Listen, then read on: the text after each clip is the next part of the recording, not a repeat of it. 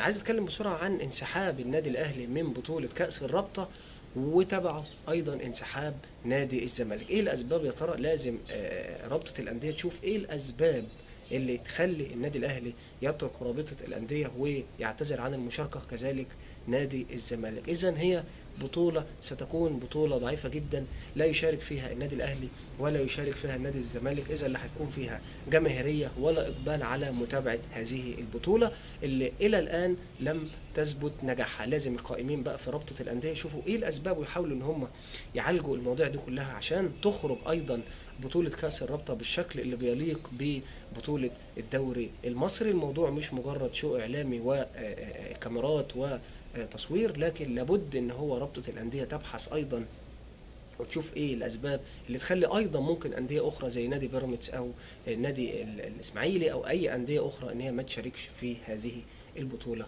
الضعيفه.